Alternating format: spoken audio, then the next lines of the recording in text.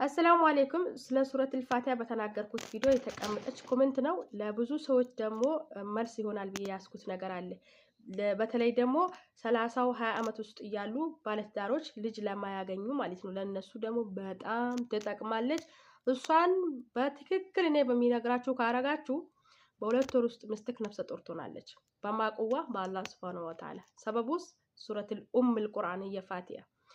እሺ አዳምጡኝ ማለት ነው። ለታመመ ሰው ጧት የኩላሊት ጠጠር ይሁን ጉበት ይሁን የቂን ይዛችሁ ጧት በባዶ ሆዳችሁ ፋቲሃ ቁርአን በብርጭቆ 7 ጊዜ ቀርታችሁ ጥቁር አዝሙድ 7 ፍሬ ሀበት ሶዳ ማለት ነው።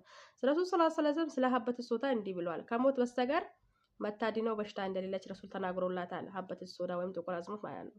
እሷን 7 ፍሬ ውሃ ውስጥ ታስገቡና ጧት ከሱቢ ሰላት በኋላ ፋቲሃ ቁርአንን 7 ጊዜ በውሃ ላይ ትቀሩና ሁሌ ባዶ ሆዳችሁ ትጠጣላችሁ። የታመማችሁ ሰው ማለት ነው። የታመማችሁ ሰው እሺ ነፍሰ ጡር መሆን ትፈልጋለች፣ ልጅ መውለድ ትፈልጋለች። ግን ነገር ግን ከተጋቡ 15 ዓመት 10 ዓመት 7 ዓመት ልጅ የለም። ይሄ ምን ይባላል? ያው ሀይድ የሚመጣት የተፈጥሮ የሴት የሚመጣው ነገር የሚመጣት ከሆነ ይሄ ታጥላለ ማለት ነው። ልጅ እንዳትወልድ አሊያም ደግሞ አይንና ማጸኗ ውስጥ ገብቷል ማለት ነው። አይንና ማጸኗ ውስጥ ከተቀመጠ ልጅ ሆድ ውስጥ አይቀመጥም። አሊያም ደግሞ ልጅ ታረግዛለች፣ ይወርድባታል። ያኔ ልጅ አይጸናም፣ ሆዷ ውስጥ ይወርድባታል ወይም ደግሞ ወታ ያስቸግራታል ማለት ነው። በዚህ ሁኔታ ያሉም ሰዎች እቺን ፋቲሃ ቁርአን መጠቀም አለባቸው። እንዴት ነው የምንጠቀመው ነው ችግሩ ምስጥሩ። ልጅ መውለድ የምትፈልግ ሴት ማታ ከሌሊቱ 1/3 9 ሰዓት በኢትዮጵያ ወይም 10 ሰዓት ሱቢ አዛን ከማለቱ በፊት ትነሳለች። የሀጃ ሰላት ትሰግዳለች። ሀጇ ልጅ ፍለጋ ማለት ነው። ጥሪ ወደ አላህ ፍርድ ቤት በሩን ታንኳኳለች። ሁሌም ግን ክፍት ነው፣ በሩ አይዘጋም። ከዛ በኋላ 2 ረካ የሀጃ ሰላት ከሰገደች በኋላ አልፋቲሃ ቁርአን 7 ጊዜ ትቀራለች። ከዛ በኋላ ልጅ እንዲሰጣት አላህን ትጠይቀዋለች በፈለገችው ቋንቋ።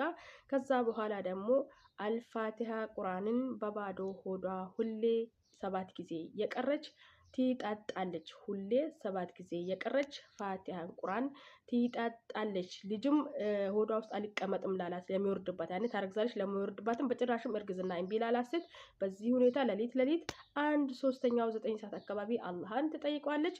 ባዶ ሆዷ አልፋቲሃ ቁርአን ሁሌ ትጠጣለች ማለት ነው። በዚህ ሁኔታ አላህ ሱብሃነሁ ወተዓላ 2 ወር 3 ወር ባልተሞላ ጊዜ 15 ዓመት ልጅ ያጠች እናት ልጅ ታቅፋለች ኢንሻአላሁ ተዓላ። ስለዚህ ለታመመው ሰው ለሁሉም እቺ ፋቲሃ የችግር መቅረፊያ ናት፣ የርስቅ መክፈቻ ናት። ተጠቀሙበት።